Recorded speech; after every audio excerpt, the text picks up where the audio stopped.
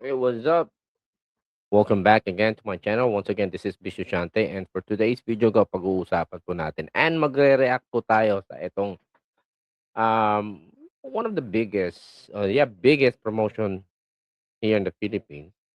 And like actually na-post ko na to, and this was actually ano new interview coming pa podcast no about the structures of the MP promotion, no, headed by Jazz Matur. Okay, and pag-uusapan po natin 'yan kasi nga hindi tayo nagkakamali, eh. Hindi tayo nagkamali sa mga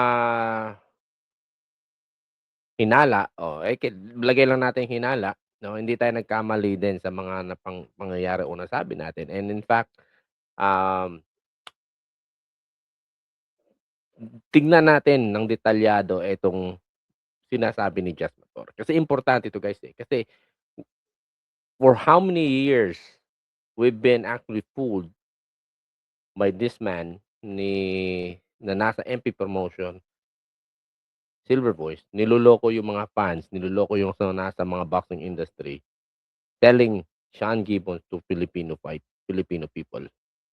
So, eto guys, importante ito kasi nga ibang boxing boxing din natin yung mga nasa boxing community, most of the Filipino or other boxers ginawa nilang Diyos si Sean Gibbons. Now, we will figure it out right now kung ano pa talaga ang trabaho o ang papel ni Sean Gibbons sa MP Promotion. Now, let's react on this video, guys. All right, here we go. Manufactured promotions. Manufacturer promotion. We Correct. thought In the there's US. there's manufacturer promotions Ulitin for a natin, long. Manufactured. Hey, Okay, I'm a little bit confused. You said you formed Manny Pacquiao last year. manufactured promotions. Manufacturer promotion. We thought In the there's US. there's manufacturer promotions for a long time. In the Philippines, yes. In the Philippines. But in the US, it was officially formed at the end of last year.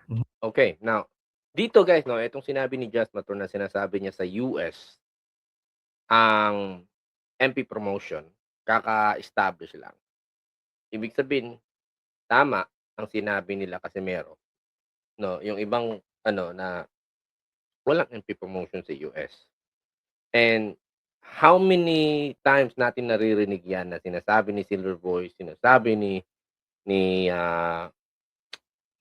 Sean Gibbons that there is MP promotion, pero wala. Eto lang, kakasabi lang ni Just Matur, which is the CEO. No, he's not only sabihin natin CEO, baka posisyon lang yan. No, he's one of the owner of the MP promotion. There are two owners lang, Manny Pacquiao and Just Matur. Okay, let's continue. Were you the same company that promoted Pedro Taduran last year?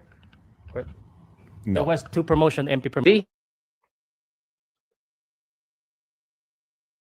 Di ba nakita nyo guys, hindi it is not the same MP promotion that was actually promoted Pedro Taduran. Why this Pedro Taduran event, last fight ni Pedro Taduran bringing the name of MP promotion? Let's tingnan natin. Promotions. Have you promoted any fights yet in the US?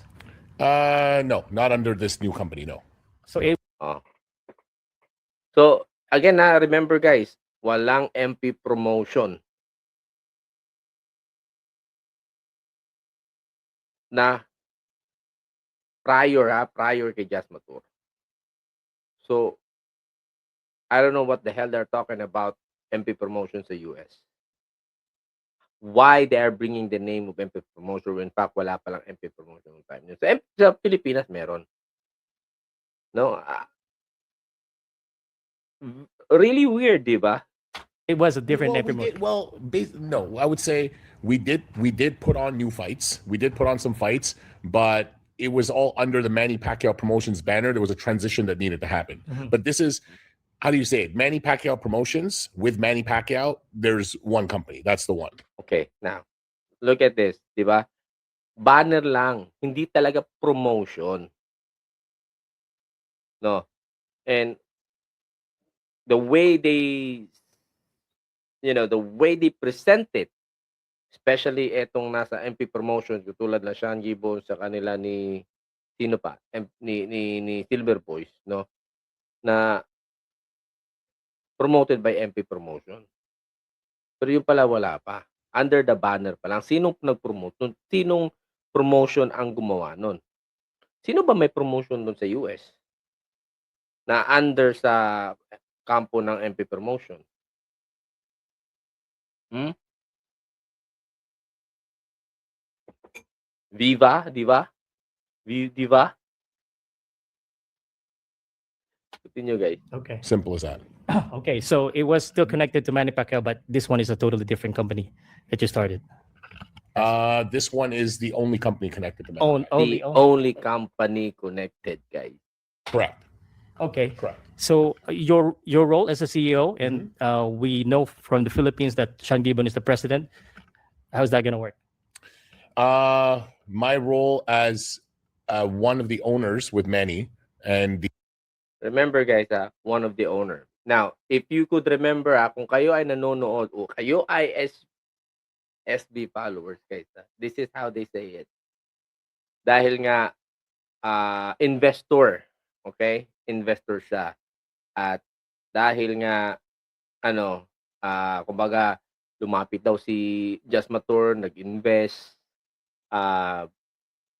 dahil nga malaki yung ininvest niya, binigyan siya ng posisyon ng CEO. Ganun ang pinapalabas ni Silver Boys, no, tungkol dito kay Just Matur. But if you're going to listen about what Just Matur said in this interview, iba. You see the difference, guys. Kung makikita nyo dito, guys, na meron talagang a misleading, no, sa kampo o sabihin natin itong nagpapakalat o sa dito sa Pilipinas, you know. Continue, guys. the only other owner with Manny is very simple. We do what's best for business. We do what's best for what Manny wants, and we develop the fighters, and we get things done. We put a AAA team together, and we move forward. We do shows, we do events, we bring it international, and that's the plan. Okay. You mentioned the owners and one of the other owners. Where's Sean in this? Sean Yeah, listen to this question, guys. Saan si Sean? Sa structure ng MP Promotion. has a very long look. Sean, I don't want this whole thing to just be about Sean. And listen, I'm gonna talk openly. Okay. Ito, guys, malalaman mo the way he answered that question. Meron talagang sabihin natin konting spark, no? Listen to his answer, ha. Pakinggan nyo na maigi. Here, people have an assumption everybody wants to see something or the other. We care about one thing. We care about doing business and making money and helping develop the fighters and helping the fighters make money and moving forward. I'm not fixated on any one person. We're looking at this at a much higher and bigger level. Boxing is an international sport. Manny Pacquiao is an international brand. You see, guys? That how he answered the question, guys. Malalaman mo kung meron ba talang konting And like I said, guys, amoy natin. Anyway, meron naman tayong nakapag-usap ng kumbaga, meron tayong nakukuhang information tungkol. Pero like I said, naaamoy natin kung ano yung mga possible na nangyayari sa loob na yan, sa organization nila. No? For how many years na si Sean Gibbons ang naging CEO or president or something like that, or the man on the organization? Nothing happened. Ano pa? Ba dinala yung MP Promotion? Diba? Brand, and however many number of people, whether it be matchmakers, different promoters, trainers, managers, come on board, we welcome them all. And there's no restriction, there's no ego, there's no animosity. So, did he answer the question about saying, where's President Sean Gibbons? Is he mentioned about president? Ah, medyo, eto guys, kaabang-abang din to. I don't know for everyone. They don't care about business promotion, or they don't care about this. Konti lang ang niche nito guys. No? Konti lang. Pero, like I said to you guys, pangit ang MP promotion nung panahon ni Sean Gibbons talaga. This time around, it will be different. Jas Matur is a well-experienced investors. He will gonna bring this promotion on a different level na hindi kaya gawin ni Sean Gibbons. Naaamoy nyo yung kompetensya ng dalawang tao. That siya sa may-ari ng MP promotion, and Sean Gibbons is who? Sino ba? Trabahante lang. And paano siya binenta ni Silver Boy sa mga Pilipino? Diba? From my side at least, it's to build and grow a company, not a single fight situation. Yes. Safe to say you're the man in charge now for MP Promotions. Yes. And are you still working with Sean on this? Sorry, that's the last Sean question that I've answered. Di pa ako salad. Humingi ng patawad last question. Okay, anyway. Yeah, Sean and I, a lot of things we talked about, a plan of what we wanted to do together. Sean has been in boxing for a long time. Mhm. I have a lot of friends in the boxing industry. Now, look at that, how he diverted. He's gonna work with Sean because Sean has been working with the MP promotion and transition yan guys, lahat ng mga probably he will be no longer, I don't know, baga. Sabihin lang natin, yes, there is some transition na kailangan gawin ni Jas Matur. And then the way he divert na meron din siyang kakilala na long time in the boxing. So, meaning to say, guys, remember, meaning to say, Sean Gibbons is replaceable. That's the message that I understood based on his statement, guys. That have been involved for a very, very long time. I mean, listen, Chuck Zito, who's very close to me, Why he mentioned that? The message is very clear. Sean Gibbons is replaceable. I can pick up the phone and call Chuck Zito, and we get anybody on a call, right? So I have very, very deep connections in boxing beyond what people even know. I'm not one to show my cards until it's time to play them. And this is exactly what I'm talking to you guys, that they don't know about this guy.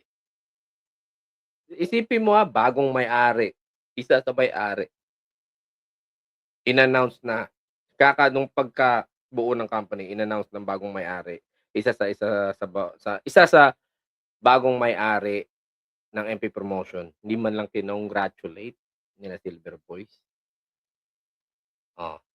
Di ba? Ito yung sinasabi ko sa inyo, guys. Sean Gibbons is replaceable. Later on, we will see that Sean Gibbons will be no longer part of that organization. But maybe he will be, taga-supply ng mga boksingero. Ganyan na lang mangyayari. But when it comes to event organized decision-making, this guy will bring the MP promotion a different level. Okay? This is exactly what we looking for MP promotion. Kumbaga, they will going to, I don't know, pero I feel like he will going to create big things in MP promotion.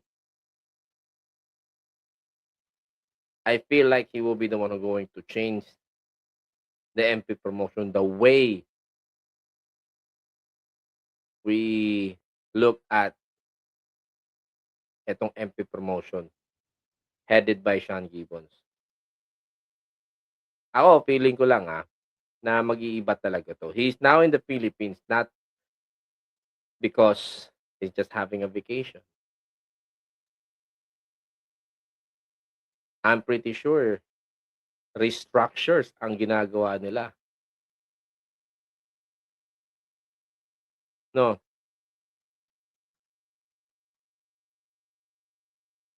Ito nga sinasabi ko rin sa inyo guys, no?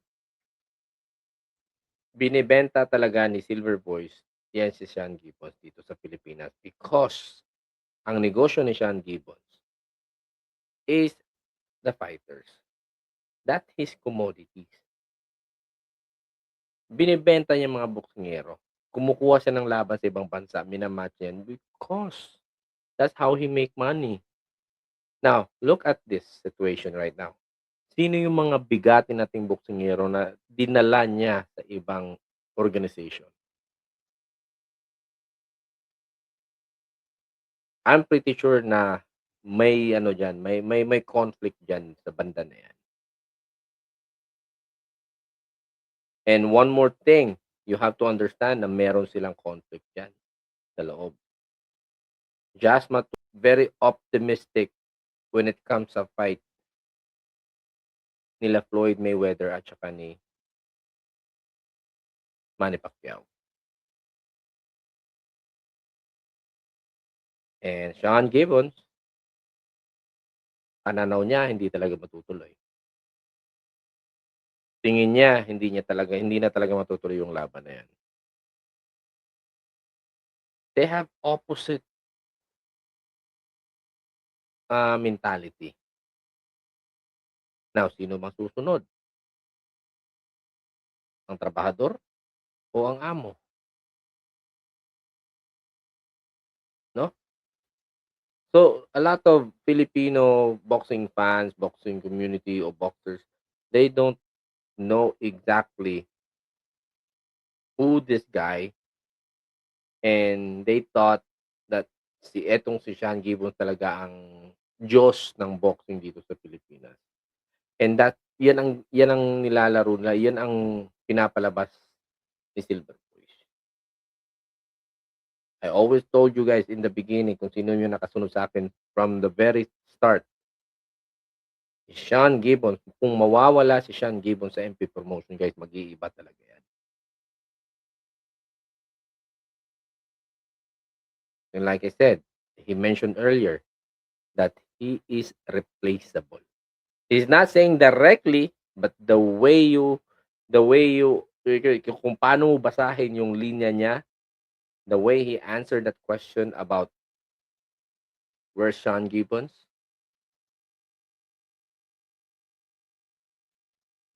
simple. The message is very clear to me that Sean Gibbons is replaceable.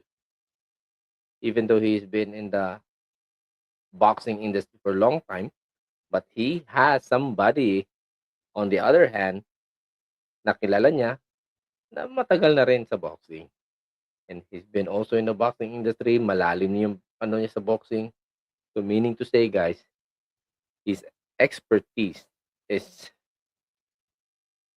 kaya nang gawin ng iba. Kaabang-abang, di ba? So, anyway, yun na lang guys, no? Sa mga lahat ng nasa boxing community na ginagawa niyong Diyos si Sean Gibbons, guys, malapit na. Ako, eto yung inaabangan ko, guys, na mawala na sa eksena si Sean Gibbons sa MP Promotion. And I'm telling you guys, magbabago ang lahat ng takbo etong MP Promotion. And that's all for now, guys. No?